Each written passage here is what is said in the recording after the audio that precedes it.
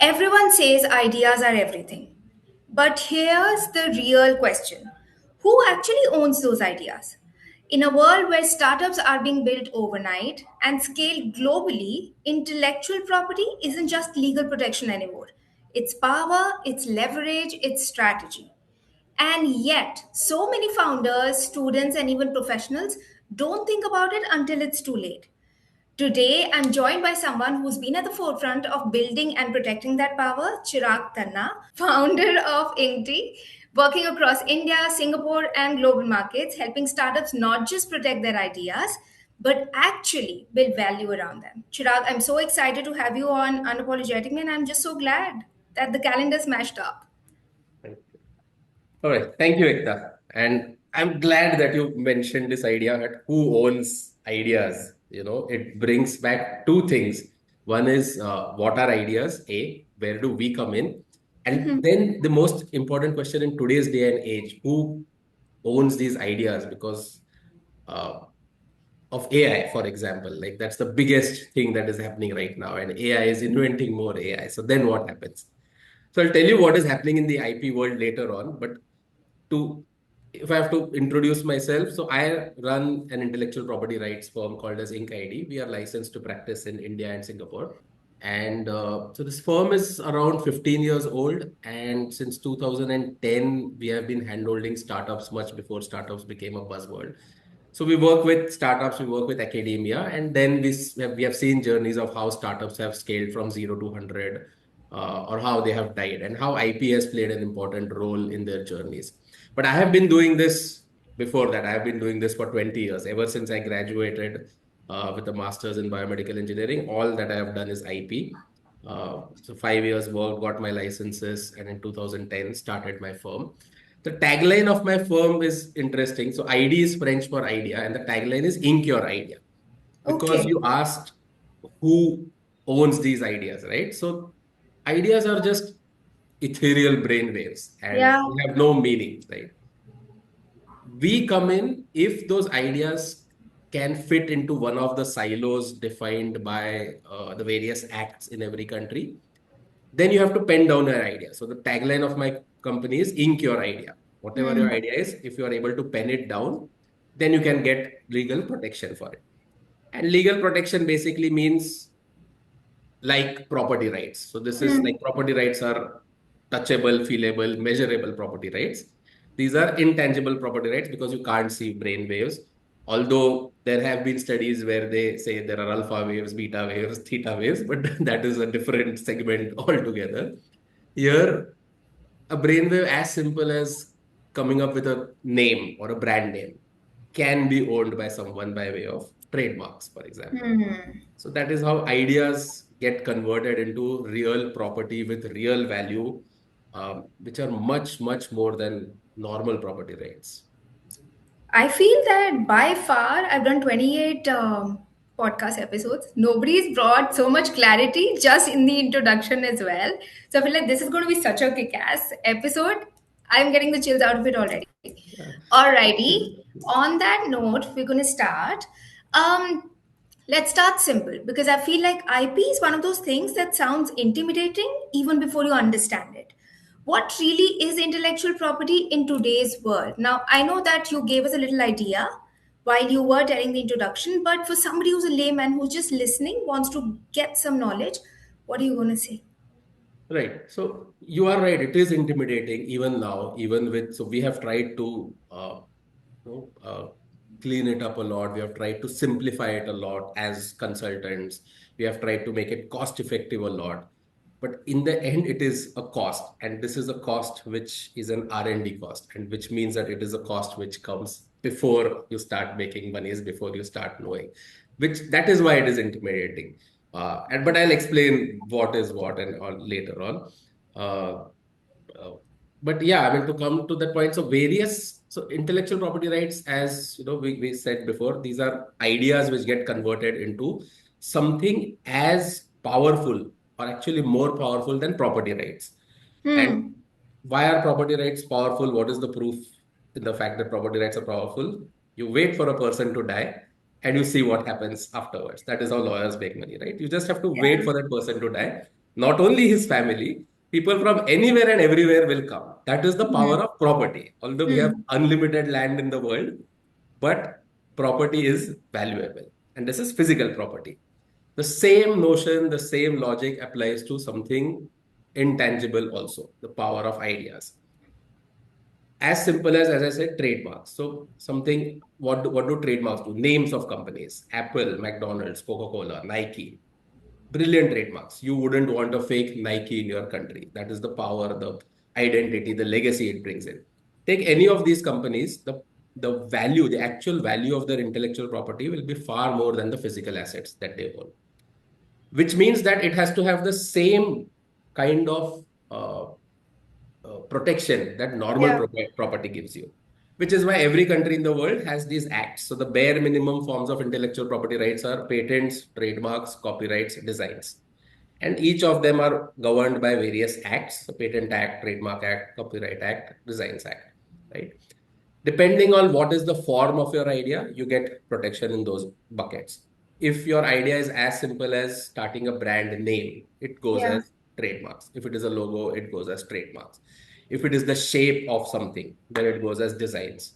The Okay. biggest battle that we saw in the world in designs was Apple versus Samsung. When Apple launched a rectangular phone with rounded corners, one button. It was Hmm. not about technology because Yeah. technology Apple had not invented. Apple had bought over from another company, the multi-touch capacitance. Something as simple as that, because it became an identity. Suddenly, all buttons went away, and people instead of a stylus could type with two screens. But Samsung copied it as is. Yeah. They could have just changed the shape, but they wanted to piggyback on what Apple had invented. Yeah. And that battle lasted for 7 years in the US. At the end of 7 years, Samsung had to pay only $385 million to Apple, which is chump change considering that where Samsung was, what Apple did, where Samsung was, and now the tables are reversed.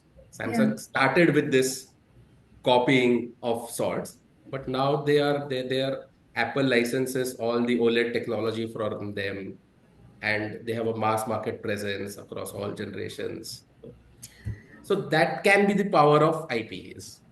So, what I'm listening is that a domain so important and which should be the prime area of focus, why do you think most founders and professionals ignore it until it gets too late? In today's day and age, I don't think people ignore them too late. So as I said, I started this practice in around 2005, 2006. Indian IP Act modified in 2003, where we said for the first time that product patents we will now cover. So we are a fairly relatively new country in terms of everything.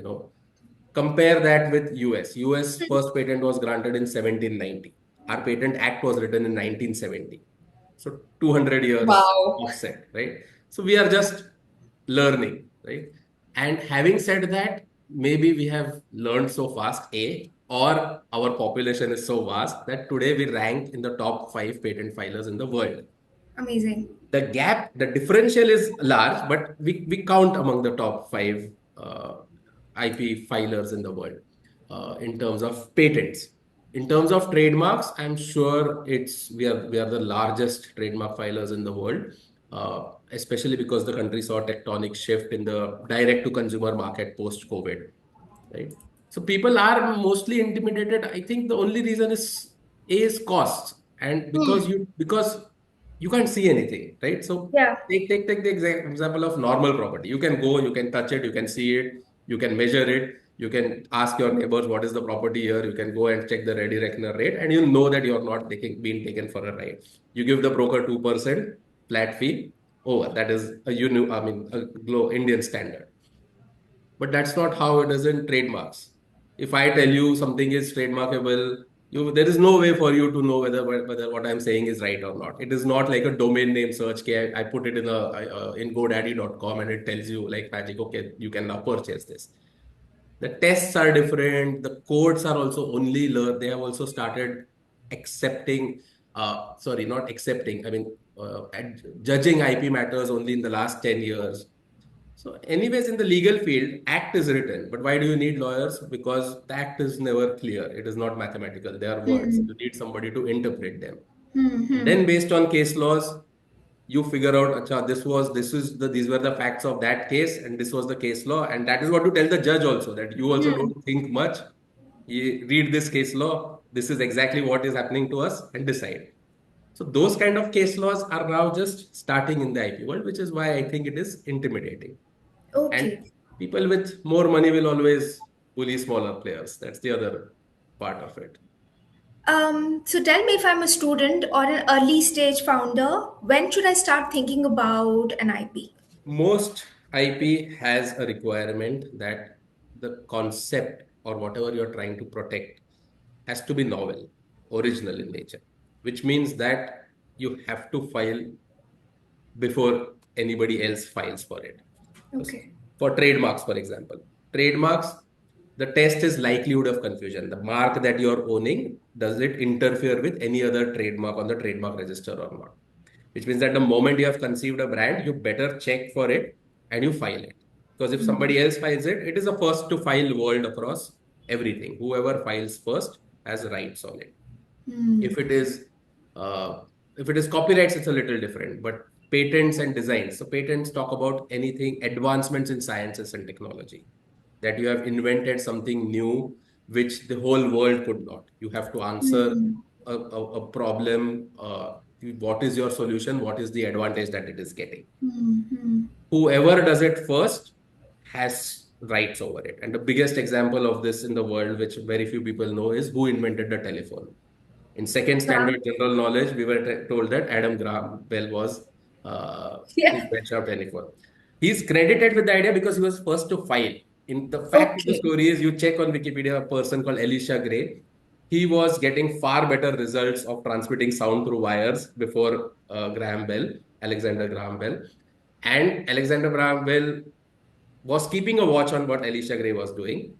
And he got wind of the news that Elisha Gray was going to the patent office to file his patent.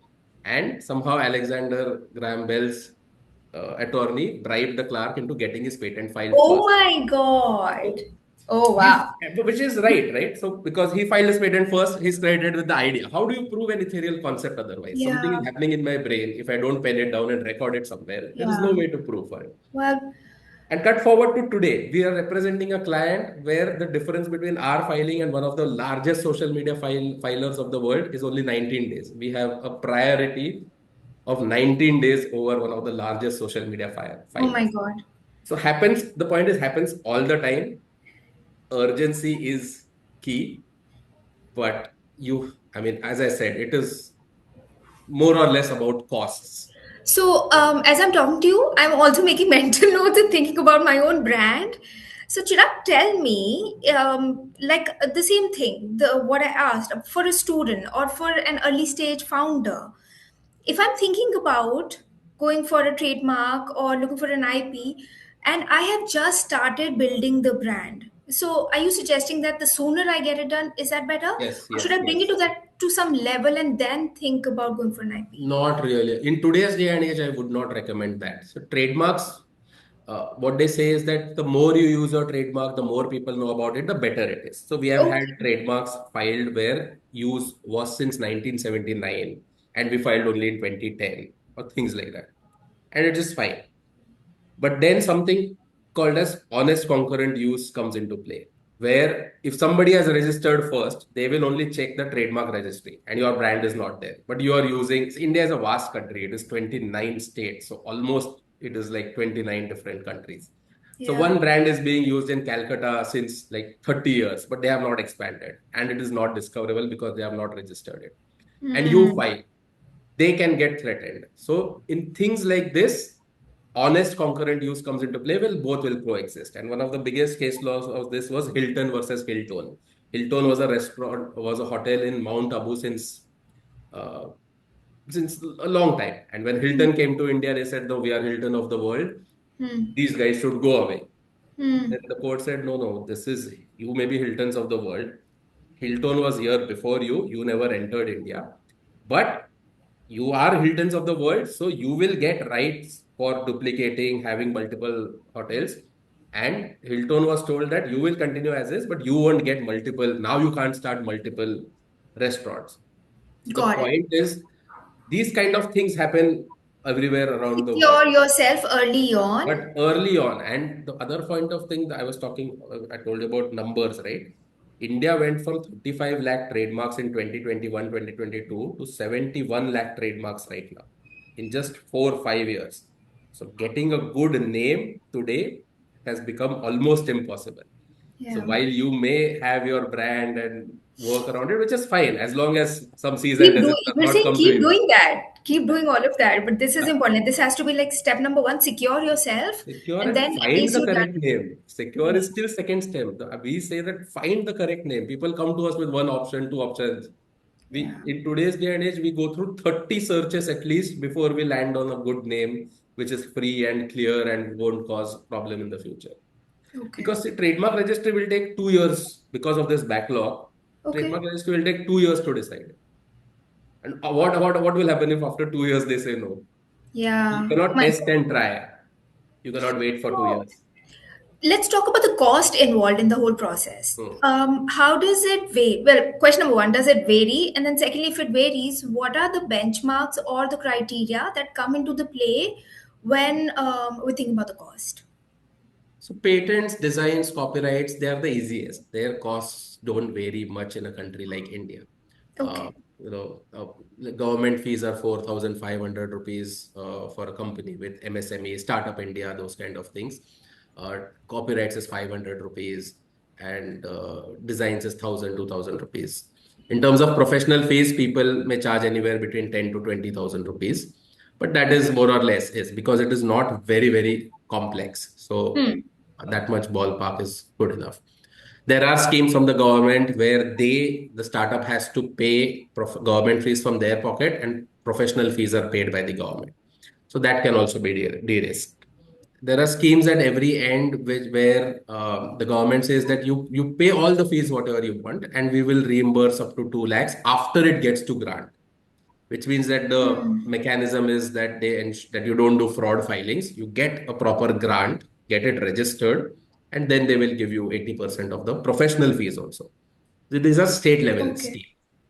Patents start Okay. becoming complex and expensive because a lot has to be written into it, a lot has to be drafted, a lot has to be discussed. They are one of the most complex beasts in this game.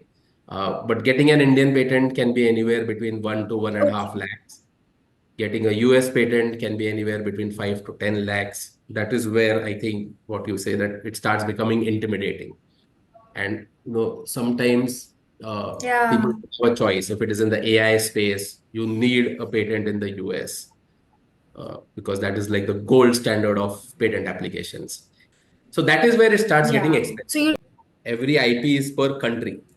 So that is where it starts becoming Yeah. Yeah. expensive. Well, I'm going to bring you to another side. We're going to take a step further because you said what you said actually moves IP from being defensive to becoming strategic now. You talk about making IP transactable. What does that really mean? So we talked about two things, no brain waves, which are not visible to anyone, converting them into written format, and finally getting you a certificate. But then what do you do with that certificate? It can just sit on the wall, which used to happen with a lot of academia. Like academia Hmm. used to do two things. One is they would just, up until 2010, they would just publish papers, which means that they are just disclosing what they have done for away for free. You get credit for it, but you don't own it. So what does IP do essentially? See, IP gives you a monopoly over something, over a name, over a design, over an invention, over an artwork, over a book, which which you can use to prevent others from using. So it's a negative right, more or less like your land rights. You have owned a property, whether you live it or not is immaterial, but you can now stop others from entering your house, sort of a negative Hmm. right, as opposed to a license like an FSSAI license. FSSAI license will mean that okay, now you can go and sell this, you are free and clear to sell this food item in the market. CDS, Hmm. CO, drug regulator, these are all positive licenses. what Hmm. we what these all these other kinds of IP rights are negative, that whether you use it or not is immaterial, but now you can stop others from entering your property, whether it is real or imaginary, right? Got it. Can you share an example of a startup that scaled because of a strong IP strategy? Anything that comes to your mind I on can give top? you a very world famous negative example of this, which everybody will Okay. resonate with. Theranos, the biggest example of fraud, but used IP brilliantly was Theranos.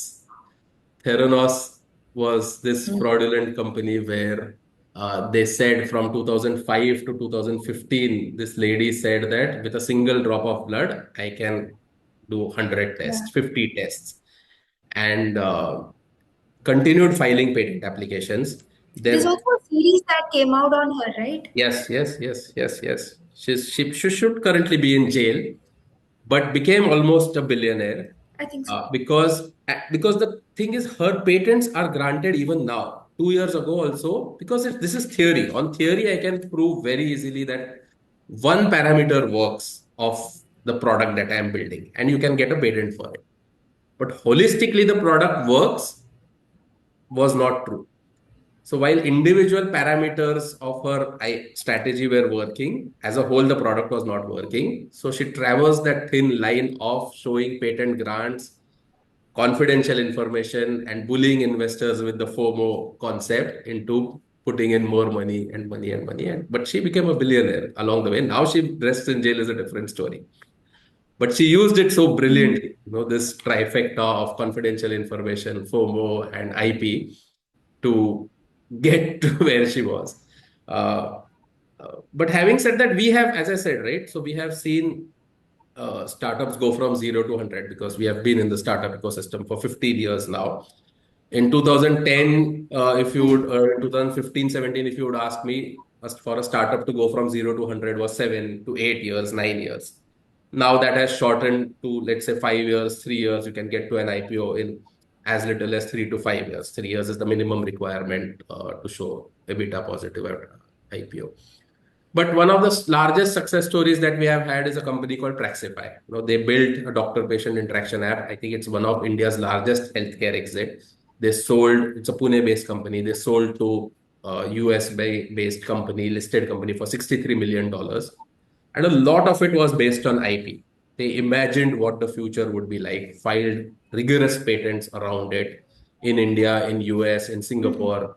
We crafted a entire strategy out for them, and IP is what caught eyeballs, right? And so Hmm. IP does come into play. You just need to, as I said, because it can be intimidating, but you follow a good playbook. Like, as I said, patents are the most expensive. Other things are still okay.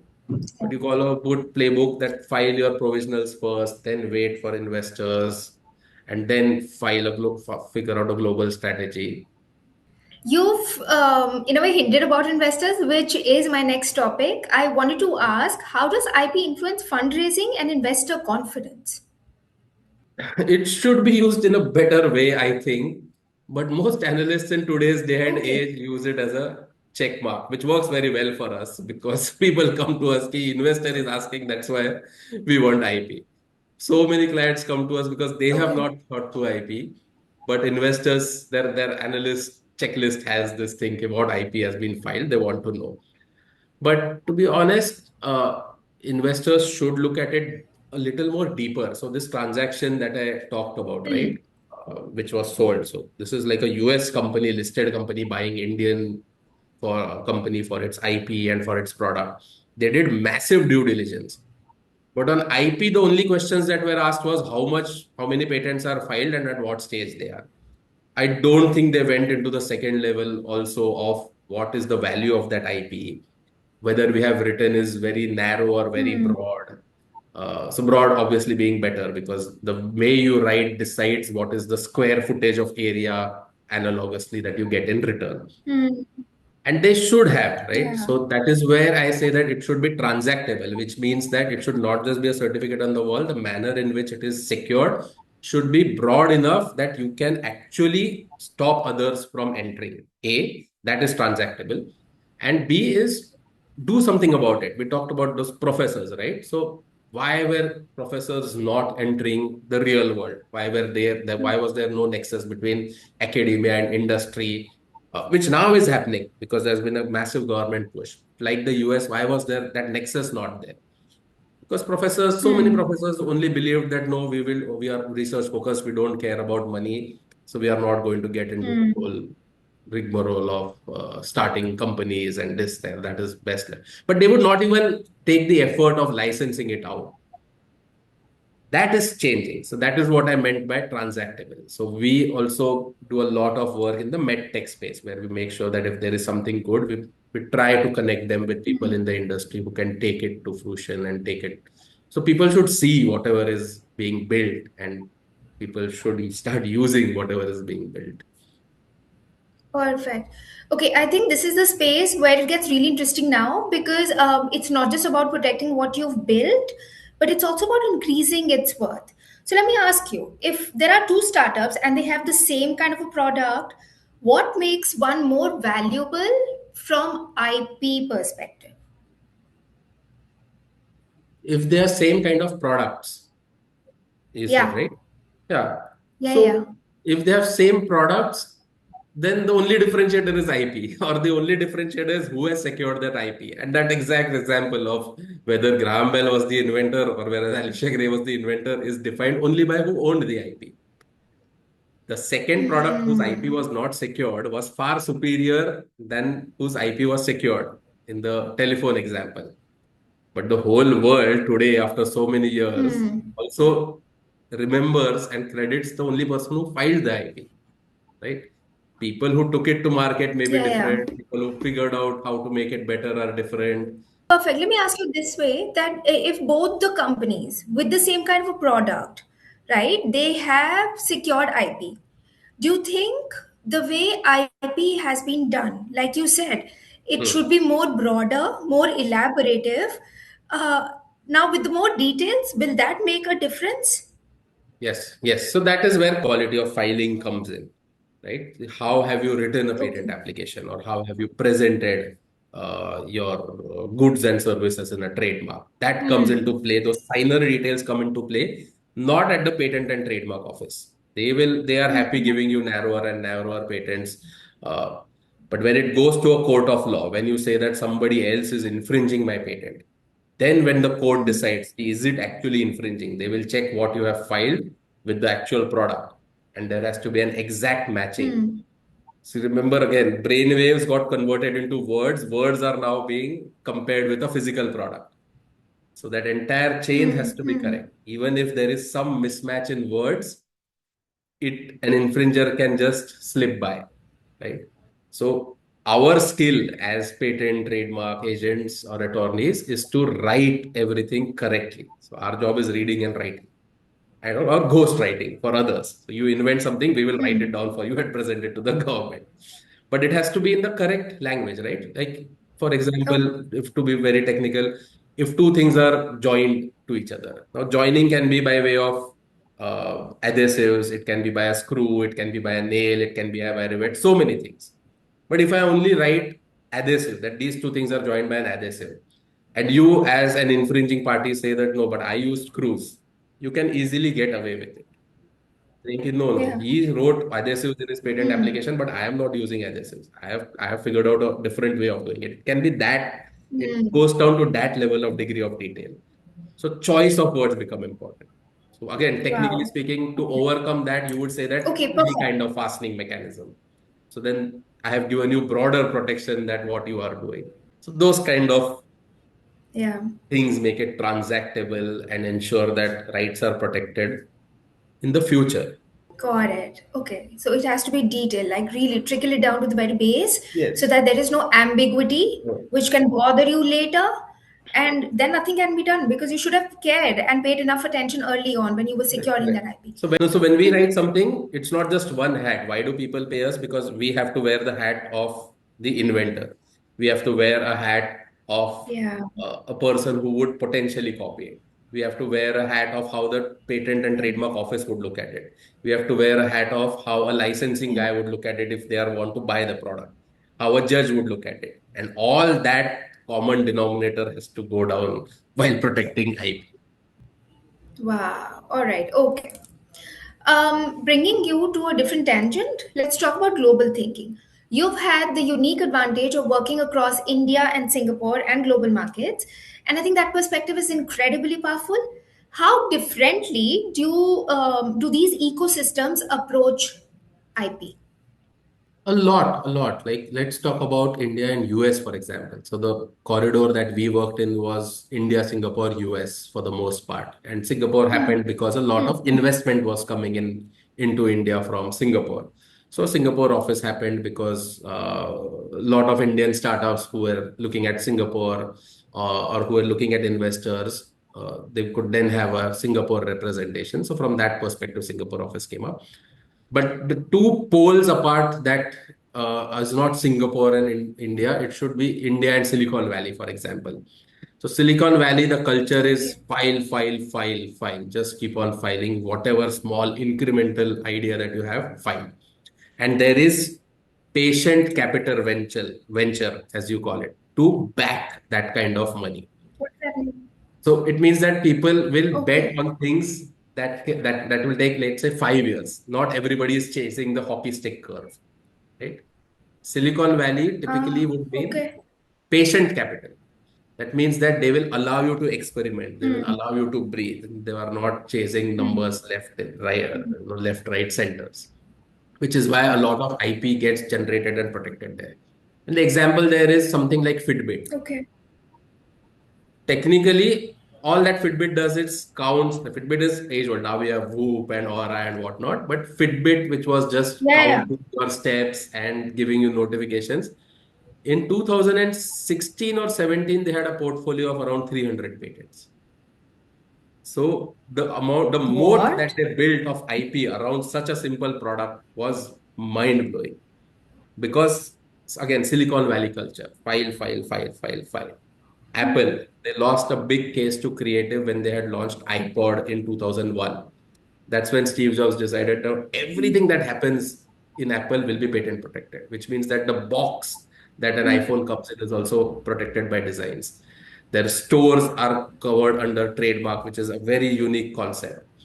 There's entire staircase, almost all stores will have a gliding staircase made of glass, multiple patents around it. Of course, the patent stack on their phones is completely different, but small things get protected. But in India, we are not, we are still a developing country, hopefully developed by 2047. But we come from a judicious mindset, right? We don't file everything. We have to be cautious. That's how we are trained, right? We don't like to spend on. We are always judicious in our spending, right? So that same gets translated to IP as well. So getting the maximum for a good price. That is what you would always look for, which is right also. But see, as of now, you would see Silicon Valley is look at your phone, open any app, and almost all the subscriptions that Yeah. you're paying for, except Spotify, goes to US, even today. Why? Hmm.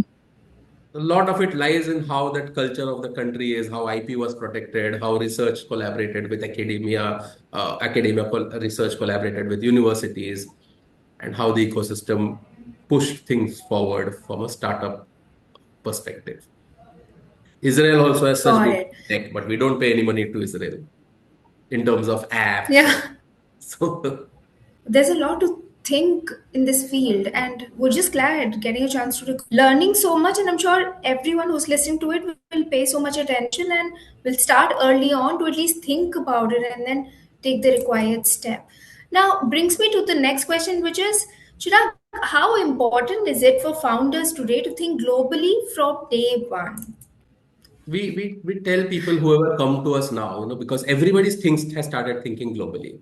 Because, like for example, Amazon, if you have a D2C product, it's just so easy that Amazon will take care of all the shipping for you. All you have to do is build the product and build a story, that a branding around it. Everything else is sorted. Amazon will do the shipping for you. Instagram will do the ad sales for you, the marketing for you. That has become almost global in nature, right?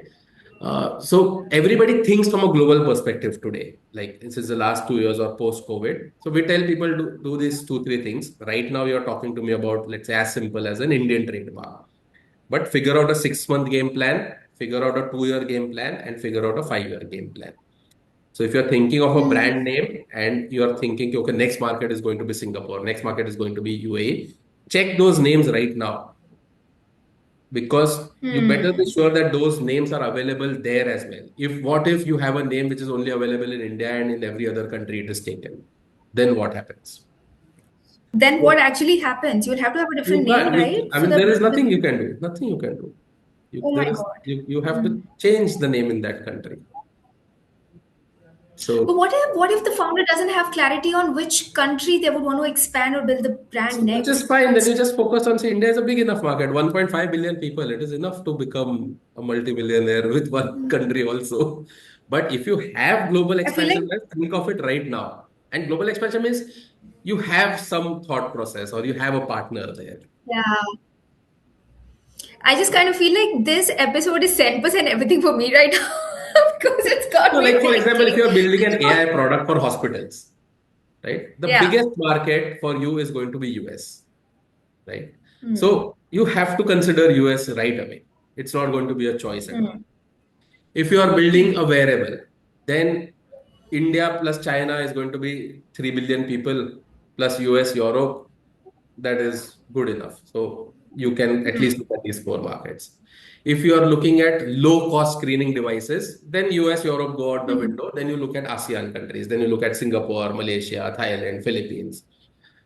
So that way strategies can be crafted. Of course, there is no point looking at 193 countries. Nobody has covered 193 countries of the world. But this is how it would come into play. But if you are building a beauty All right. brand, then it is Hmm. fine. India is big enough. You focus only on India and then figure out, or maybe India, UAE, or things like that. So then that is a different ball game then. Food, Hmm. again, different ball game. Perfect. Chirag, tell us what role does IP play when entering international markets? Same thing, it is security. The second most important thing is, see, how do you track IP, right? So if it's a physical product, if it's a pen like this and it's a Reynolds, if you have a pen called Reynolds and a trademark called Reynolds in this country, the next step that you would do is notify your border and customs guys. There is an official database that they keep a record of. You have to tell them that this is a registered trademark. And if a pen with this name comes, they have to check on their roster and not allow that shipment to come in at all. And that works very, very beautifully. And again, the biggest example of this is Aura versus Ultrahuman or other companies right now. Aura has a Hmm. very interesting patent. I don't want to comment on it. And they have managed to secure gates at the borders and commissions. And they were successful in keeping Samsung out, Ultrahuman out, right at the borders itself, even without even going to the actual courts of law. So even Okay. so that is how IP becomes important, right? You are not allowed to physically enter that country. Forget fighting. Fighting is a separate issue, but your sales are stopped Hmm. right there and then. No judge has given an injunction or things like that, but you are barred from entering that country. So in terms of physical products, it Hmm. becomes Got it. Okay. very, very important. All right. Okay. That naturally brings me to a bigger picture. Do you think India is ready to become a global innovation and IP powerhouse? You said that we probably took 200 years to start our own IP generation, so to say, and we Yeah. picked up very, very quickly, exponentially.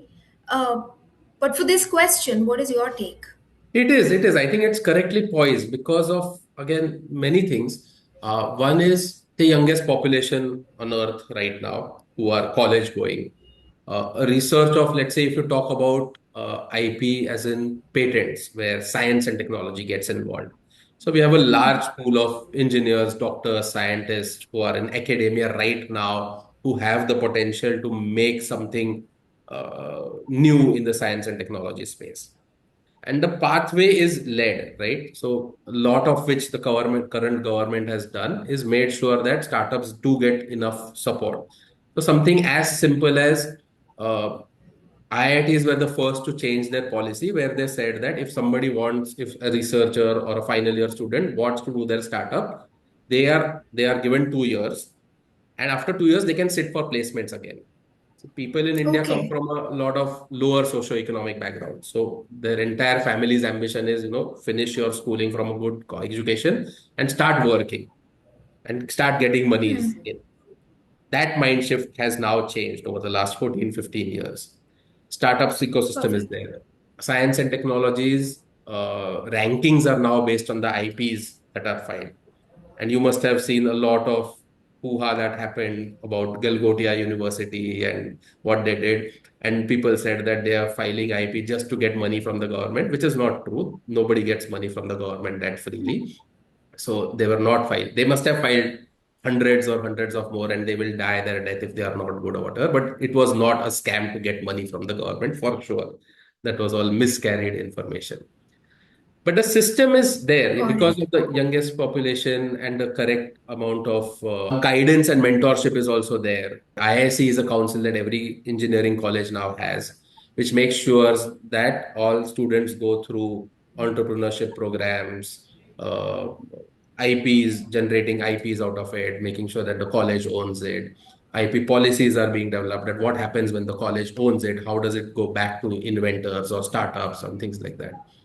IIT Bombay has they listed two of their companies, so they made a lot of money out of it. The setting is right, and I think we are going from strength to strength. Okay, perfect. You know what really helps is that you've been giving a lot of examples already while explaining the concepts. But I was to bring you to a new segment now in the episode, which is called Real Stories and Hmm. Examples, which you've been helping us already. Because I feel like the real learning comes from the stories on the ground, it helps you understand the concept really well. So, in that respect, tell me what's one founder story that really stayed with you? You've given a couple examples, but give me one which is other than the one we've covered already. So a lot of them are in the making right now. The biggest founder story that we saw in our early days was also, I told you the example of Praxify. That was one example. The other story is not really a founder story, uh, but very, very interesting, where again, this nexus between academia and industry that was not there, which one of the first people to solve it happened in IIT Bombay. As I said, a lot of IP was Okay. generated, locked up in thesis, and people moved on to jobs or whatever because startup was not a buzzword. People were not experimenting, support was not there. But there was a very beautiful, there is a very beautiful center that came out, which got funding from the PMO's office way back in 2004 or 5, got formally recognized at something called as Biomedical Engineering Technology Incubation Center. So they said that, okay, a lot of IPs are generated even from an institute like IIT Bombay, but where do they go? Why is industry not taking it? Because where Yeah. research work ends in labs is not something that industry takes directly. There is a gap that's called a last value of Okay. death. They want a file. You give us a file, and from now on, because we have manufacturing, we will only photocopy it, like physically photocopy it. Like everything should be Oh. there. So get your licenses, get your clearances, get everything ready. Industry does not want to take that effort. Hmm. And funding ends with showing, ki, okay, we Hmm. have done something. Research paper is published, they have gone to conferences, Hmm. even won awards in the US and things like that. But done. The research paper is published, proof of concept done, over. But proof of concept to actual product that we use physically is also a very big journey because this is one product. To go from one to many and getting all the licenses in place, right, even if it's a product, a CE license, if it's a medical product, more trials and these, who will pay for it? Industry will say, no, we have anyways enough work. We are not going to get into new product development unless we have incentive for it, right? So under CSR, they can get incentive, but they were like, give us a finished product, which we will only photocopy and we will take it. We will happily take it. And it worked. They did this work for 5 years. At the end of 10 years, we had 50 plus granted patents for them. Half of them were licensed to industry and we had become startups, and the others were also being made into products. Very beautiful model. And now the same model is being used by this solving the last value of death across so many universities on the world is now being replicated in India, which means that again, India is now at a position where this nexus can be joined. and industry can take up what is actually done and lost, was done and lost. Now it is being discovered and getting translated. Okay. I feel like we've had a very solid conversation. Let's talk about a little lighter stuff. Tell me what's been the most surprising or unusual thing someone has tried to patent? There have been crazy stories, but I don't think I should reveal them to the general Okay. public, although those items are in the general public. So, okay, very generically speaking, uh, every year, at least once, we get an IP on our request to file a patent on perpetual motion machines, which is against the laws of physics. So laws of physics says that whatever is the input energy, the output energy should match. Output energy can never be more than input Okay. energy. So that is the basic law of physics. But every year, ever since I have practiced 20 years, at least one request we get where the person comes and says, I have built a machine where you put in power once and you will get unlimited electricity. Every year. Okay. Wow. And ironically, I mean, obviously for us, we try to shoo them away for the most part, but people who are persistent, because it is obviously fees for us, we have had successful patent grants of this also at the patent office. So there are people who think, I mean, unfortunate, as when people ask me that why don't you go and see what they have built, I mean, I have not had time to go and see and measure, and they don't pay me for it, so I have not gone that. But my job is to take ideas, write it down to the best of my abilities and present it to the patent office, and there some people's luck that they got away with it. I think just yesterday I was reading, I thought this was like an Indian phenomenon and everywhere else in the world people would just dismiss it. But just yesterday I read one article somewhere that I think the European Patent Office or Australian Patent Office, they have said that there is a separate category of classification for these kind of machines.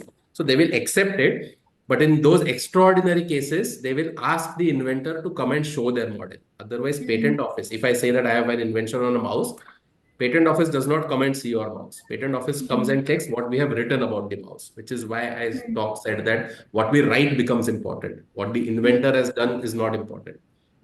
Right? What we write becomes important. But there they have extra powers where they can say, okay, this is an exaggerated claim, come show us. Got it. And Now, that is where Chirag, I think most people will fail, but those are the funny ones. perfect. Well, thank you for sharing all of that. I want to ask, talking about founders and their expectations and what their talks are regarding securing an IP. Give us an instance when you've had a tough conversation with any of the founders, and how did that come around? So one of the biggest questions, so these all these things happen in patents a lot because in patents you have to answer this hypothetical question that why could anybody else not do this? You Okay. did it, you're the first person in the world, shows that it is novel. It has some advantage, shows that it is industrially applicable. The third important question is inventive step. A and B and C were known. You added them together, that is why it is new. It is useful, that is why it is industrial, but industrially replicable. But the third question, which is debated even with the 200-year-old history of US, is does it have inventive step? And inventive step means could anybody else, in theory, add A and B and C together? And if yes, are they getting an advantage more than A, B, C, A, B, B, C, A, C, A, B, C all put together? You have to do that. The manner in which you put the puzzle together, you are getting something more out of it. That is called significantly more. Are you getting that? So it's a hypothetical question. You have to answer. The burden is on you. You want to go and buy the property. You have to show that somebody else. So that is the toughest conversation we have to answer that why could anybody else not see A is known, B is known, C is known. Why could anybody else not put them together? That answer you have to give. And many a times they have done it, but they are the inventors. They forget. So, but they are not able to explain it to me. We are not, we are just translators. We are not inventors. So that Correct. becomes the toughest conversation because the answers that we get is they didn't think about it, but that's not going to cut with the patent Yeah. office. All Patent right. office Okay. needs data. We're going to move to another tangent. And I feel like we should shift some gears right now because we can't ignore what's happening with AI and rapid innovation. Everyone's been talking about AI, obviously. With AI evolving so fast, Who actually owns AI Oh, generated yeah, ideas? We yeah. started with this You talk. started with this thought that who owns ideas, and we started with what are ideas. So the way the acts are written, the answer lies in the manner in which all these acts are written. Every act is written in the form of a pronoun, which means that it is either he or she or they, which Got it. means that it is all humans as of now. You may have a pet that you may love more than even your children, but your pet cannot own properties. You may Hmm. want to leave all their money to them. We are talking about real property now, right? Yeah, yeah. If you want to leave, you have, let's assume you have no children and you want to leave everything to your pet or pets. What do? You cannot just say that, okay, my dog Tommy will have all my money after me. Does not work. You will have to create a trust, which is a legal entity, and then endow that trust of taking care of the pet, right? Because we as a society decided that only we will have these kind of rights. We will decide whom to kill, which trees to cut, and all those things, right? So same thing here. We have said that only humans will have rights. Okay. Owners can be legal entities, but we have reached a stage where AI is inventing. The most recent Claude model was written by Claude itself, right? But Hmm. we cannot present it to the patent office saying that no human was involved and AI invented another AI. Like, fine, use it, but we will not give you protection for it. Hmm. Humans have to be named when it comes to copyrights and patents. In trademarks and designs, it does not matter. Credit Hmm. of the idea, whose brain waves they were, they have to be written. Compulsory. It is a compulsory thing. And the Got it. biggest case law again of this is there is one company who is trying to test waters everywhere. It's called Dabus AI, and Okay. last week's judgment came out in India. Everywhere else they have failed because every country in the world said that no, we are not going to name AI as an inventor. It has to be a human. Same thing happened in India also. That same Okay. company is testing waters in every country in the world. I'm sure they are just doing it to see, at some point, policies will change, and this is how you change policies. Somebody has to be an activist Oh. and start pushing the boundaries. See, they know that they are going to fail, but somebody is putting in so much money to put in the first step and pushing all the patent offices of the world. Here, start recognizing AI as inventors. I think I'm going to interject and ask you, does it make any sense? I mean, the idea will obviously come from a human irrespective. Yes. So, first version in today's day and age, AI is LLM, for example. First Sure. version of AI, yes, humans made it. Second version, you can associate, okay, this did that. What will happen 10 years later when there will be so many iterations and humans will have lost track of who has done what? Then it is truly AI inventing AI. Yeah, because that prompt got bettered over a period of And it time. figured out, it talked to other agents, maybe. It figured out along the way, after so many degrees of separation, I it is mean, AI inventing AI. just imagine we also kind of give the same prompt to different LLMs and then we stick around with one, the one that fits the bill, right? Yeah. So again, maybe Eventually, somebody you are training that LLM. You are training. Eventually, they will talk and figure out what's the best way forward for so many yeah, things. So but that is how policies come into play. yeah. Technology will always come front, and then policies will come into play.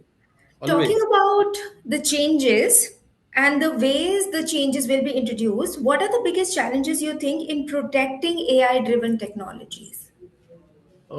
Protecting AI-driven technologies again. The problem with so this comes in the gamut of software patents. Okay. Remember, I told you these are ideas, nobody Yeah, can yeah, see. yeah. But when it is ideas in relation to a physical product like a mouse or a pen, you can see what it is. When it is software, nobody can see anything. So to Yeah. write software and AI patents also become very, very difficult because you Hmm. cannot see, it is all back-end technology that you are protecting.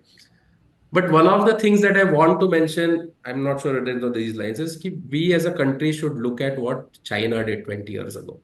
I think India is at a place right now with the kind of leadership, stable government that we have, where China was 20 years ago. And they did a very good thing then. I mean, obviously, because of the communist setup, they could set up factories and all of that. But they gave this taste of IP to everyone. anything and everything that was filed in China started getting accepted. So people started getting that imaginary reward in return. And India also tried this once for the wrong reasons. So in 2024, India, 75th of year of independence, India wanted to announce 1 lakh trade patent grants. So they cleared all the massive backlog in one single stroke. But people were happy.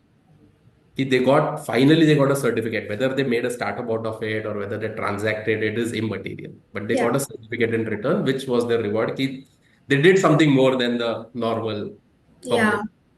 public. That same thing China did as an entire country. They made sure that IP was accessible, which is still not something that we are doing. Hmm. I think we should Um, get into that mode where people start getting that immediate reward, an immediate trademark certificate. yeah. Let the codes get burdened a little bit more also. So we'll fight in code. They are already burdened, which is fine. But Well said. We spoke about different categories of IP and how you started explaining them early on. The question is, where do you see the biggest IP battles happening in the next 5 to 10 years? Which so domain? I think one of the good things that India is doing is India as a country was never a part of any licensing model or something like that as a country. So Okay. India has developed this alliance called as Bharat 6G Alliance, where they want to lead the sixth generation of telecommunication, which Okay. means that filing IPs, making them into a pool of IPs which the whole world can license. These kind of technologies are called standard essential patents. And why? Even if you buy a phone from China, how does it work in India? Even if you Hmm. buy a phone from India, how does it work in America? It is Hmm. because all the countries decided that they will stick to one standard of working for Okay. these kind of data communication protocols, at least. Right? Got it. Otherwise, we don't agree on anything as countries, but this people agree. And this we should, it should not happen that we go to a new country. You have to, apart from buying a new SIM, you have to buy a new phone also. Yeah, that'll be terrible. Like, what's the whole point? I mean, I Imagine we don't never think. even saw that. We never even What? saw that. Imagine Yeah. if that would have happened. I mean, to think about it is also very. But You it could have can't get into happened. some It could have small happened. sense. China would have said, no, this is our country. If you come into our country, you buy our phone also and buy our SIM also. They're very capable of saying it But they did also. not. Still, nobody did not. Imagine. Yeah. Somehow we just skipped. It's not that we tried and then we realized, okay, this is not going to work. Let's all come together. Somehow Yeah. we went beyond that as policy, right? One of the rarest things. So the point is, those kind of IPs are powerful. They are called standard essential patents. Okay. So that the entire world believes that, okay, this is one standard that we are going to accept. And then those companies who have contributed to making those IPs, so Geo is one of them, telecom Got it. companies are all telecom companies. So that is a very important thing that is happening. A Okay. lot of things are happening in the medtech space in India. India started did a lot of funding in the last 10 years in the medtech space, which after COVID, all these countries which are poorer than us realized that this is technology that we can buy from India, which is happening. The biggest example is pharmaceutical drugs. A lot of all the third world countries, Latin America, Africa is alive because of Indian pharmaceutical Okay. companies. That is all tied to IP and Got it. We spoke about a lot of things, covered a lot of, we spoke about industries, countries, different genre. Let's bring the focus back to the people listening, which, in my opinion, are going to be founders, students, as well as professionals trying to navigate this space. If I'm a founder, which I am listening to you right now, what are the three things I should do tomorrow just to get started with the process? go and figure out. First thing is, speak to somebody like me, because we do a lot of consulting for free because we believe that, we should be more accessible. At least people should know the lay of the land. Then they can decide what risk to take and where money to spend. But figure out what your bare minimum moats are. Like, for example, for you, the bare minimum, you are building a brand. Yeah. So it is all about trademarks for you and protecting the copyright of your content. Yeah. right? If you decide to change the format of this conversation, which is generic, into a game show, a very unique game show format, for example, Sure. that game show concept you can own as a copyright, like Okay. KBC. KBC Got is it. a game show this thing which is not replicated at all, right? So many game shows are not replicated at all So because the they're format protected can't back be by, copied. yeah, they are Okay. all backed by IPs, enforceable IPs. So the moment Okay. even if you try to do something like that, you will get a notice immediately of passing off, confusing the public and things like that. Got it. So figure out and start building that more step by step. Like for example, the bare minimum thing that you can go on is own your trademark. They are very effective and they are very inexpensive in today's day and age. Hmm. And if it is technology heavy, then start talking about patents. At least figure out how much money you're going to need. If your product goes into market and no patent is filed, then it can never be filed at all. So time all those things correctly. That will Perfect. also decide when you need to approach investors, what you need to ask from them, those kind of. Hmm. All right. Amazing. Chirag, for students who want to enter IP space, what should Hmm. they focus on?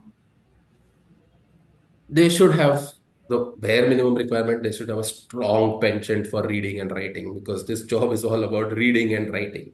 Let's go. The plus side is, see, we get second eyes on everything that is new in the world. The people who have built it have first eyes, and we get second eyes on it.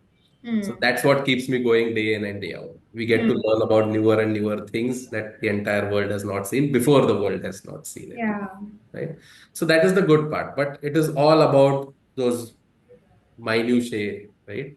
As I said, converting something that is not there into words and then defending it and then uh, prosecuting it and things like that. So they should have a strong Knack of reading knack of reading and and writing. wanting to learn new things. Unlimited, yeah, unlimited thing that is unlimited, like the legal field. And Hmm. Hmm. then, I mean, you have to practice on the job. You should go Perfect. and work in a law firm, IP firm, do the rut for 2 3 years. Now Hmm. AI does so many things, which is going to be a shame for them Yeah. because what paralegals would do is very easily getting replaced by AI. So where will they learn?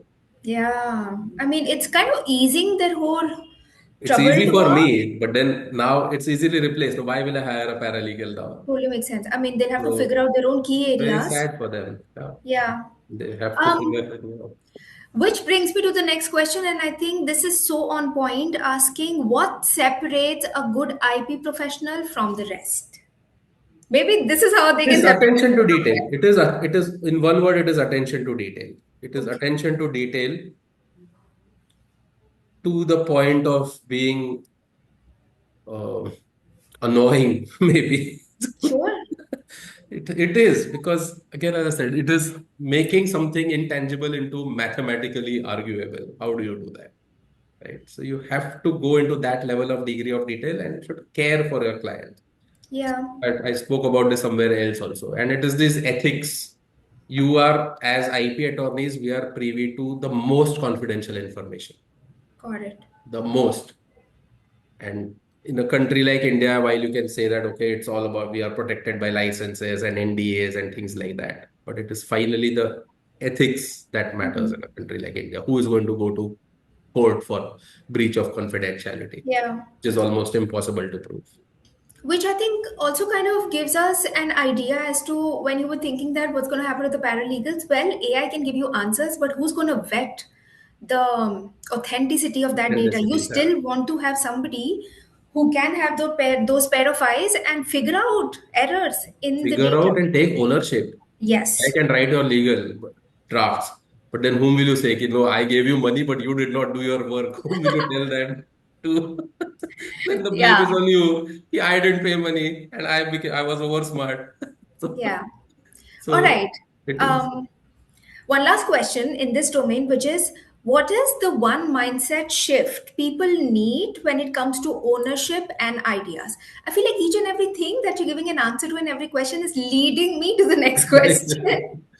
People, so I think people are generally becoming aware. This entire, as I said, okay, repeat that question again. I'll tell you what, I'll give you an Yeah, answer of course. properly. Yeah. So the question was What's one mindset shift people need when it comes to ownership and ideas? Yeah. So there is a quote that I had written. You'll find it on my one of my previous articles online, where I have said that it may seem irrelevant if we mathematically equate intangibles, which is this IP, with growth, right? If we do a mathematical comparison, it may seem irrelevant, but we need to remember that with IP, so big companies can do to startups what startups with IP can do to big companies, which means that money can bully startups. With Hmm. big companies can bully startups, but if startups have a good and powerful IP, they can bully big companies back. Look at all the garage-based companies. Take any No, but garage-based also, I company. mean, just to give an example of what you said, right? You were filing for a company and a big social media company, they were going to file, and the They difference is filed. They only have filed 19 days. 19 days later. But the gap is so narrow that patent office did not discover it. And now we are in a fight. But look at anything. Look at Microsoft. Microsoft was Yeah. born out of a garage. Bill Gates' father was a lawyer. When their first assignment came, when they had to deliver a DOS-based code to IBM, they were charging 85,000. His father told him that retain the copyright with yourself. Give them this thing. And that formed the basis of Windows because he retained the copyright with himself and did not give that copyright license to IBM. Although he delivered the final product, did not give him the copyright to the source code. Hmm. IP. Apple, again, going back to that story, one case they lost, everything after that was about IP, IP, IP. Hmm. So any Hmm. big company who has made it big To where has they have are. had Yeah. roots in IP. Yeah. Now these are the same big companies who will then tell that no, we should be open source, we should be more free now, we should be more collaborative.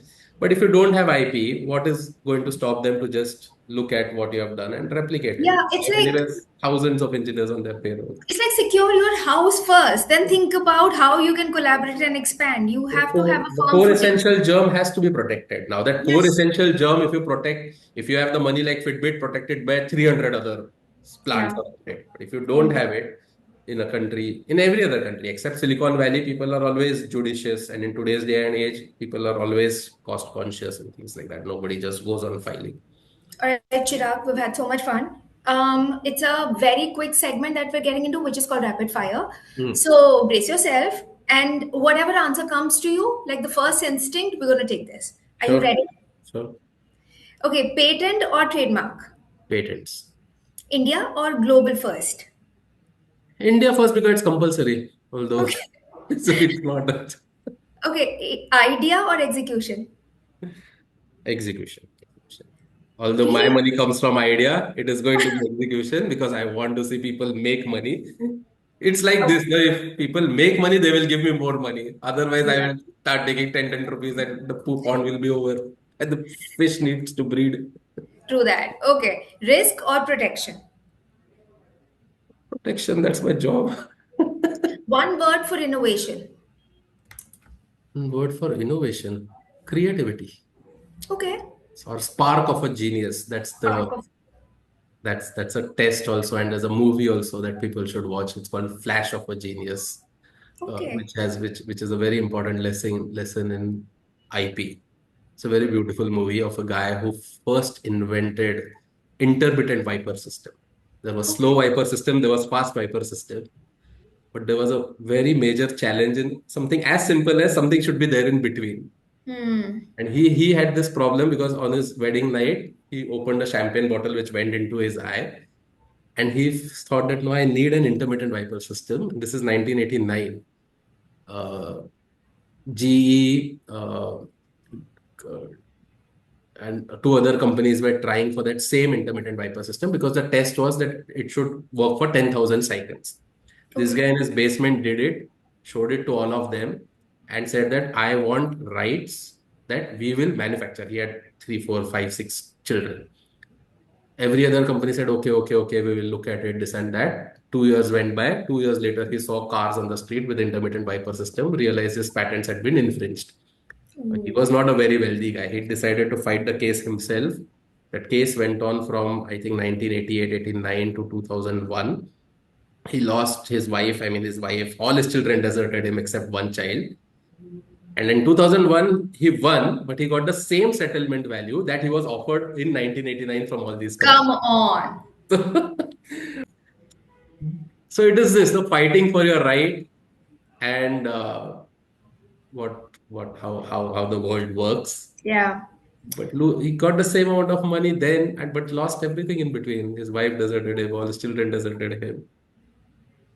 that's quite But a story. it's a very neatly made movie that I think Okay. people should watch. Brings me to the very last question. Now, this show is called Unapologetic Me for a reason.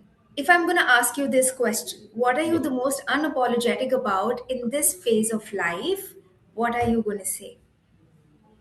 I want to say honesty. Like if I so there are many times where I'm very, very honest to my clients. Uh, I can give you an example. I'm not sure. So there was this one guy. I mean, I am honest. It means loss of business for me, but it's okay. Like there was this one guy who is Amitabh Bachchan doppelganger. Okay. He looks like him, and he imitates. He has millions of followers on Instagram, and he came to us. Lives his life exactly like him, right? Okay. Goes to events and all, takes money for it. And now these traverses on certain rights, which are called personality rights, which are not defined in any act, but they are well recognized now in a country like India. If today you start speaking like Amitabh Bachchan on this show, you will and publish it on YouTube, you will almost get a notice saying that Oh, this is not you are using personality rights to pass off and things like that. Everybody has like there is almost you give me a name and almost every court has given an order right from Kamal Hassan in the south to every court okay. has So now that's been preserved this. happening. That's why. Yeah. So this guy came and he wanted to start a game show which was on the lines of Wow. Kaun ABC, banega but crorepati? based on something, based on traditional knowledge of Maharashtra or something like that. And I told him, no, it's not possible. And he didn't like the opinion because he said that no, see, what will I do if I look like this? Amitabh Bachchan doesn't look like he does. No, it is a getup for him. His hair, his white beard. It is a getup. Voice is what he's born with, but the way he looks is a getup which has been consistent over the last 25 years. So I told him Yeah. that, show me your photo. He got angry. He said, show what if God has made me like this? I said, show me a photo of your 25 years ago, which Yeah. predates Amitabh Bachchan's this getup, which is consistent since KBC season one. Then you are in the clear. So he got angry and kept the phone. But he was also a semi big star, no? Millions of followers. He could have given me so much money just for consulting. Yeah. So Yeah. So I was honesty, not, you're being unapologetic about it. yeah. At this stage, I'm like, okay, this is not something worth doing. If there's one thing I'm taking away from our conversation today, it is that ideas don't just need to be created, they need to be owned, protected, and strategically built. Because in today's world, it's not about moving fast, it's about moving right. So, thank you so much, Chirag, for breaking this down in a way that actually empowers people to think differently. And to everyone listening, maybe it's time you just stop having those ideas and start owning them. This is Unapologetic Me. I'm your host, and I'll see you in the next episode. Till then, live your life unapologetically. Thank you.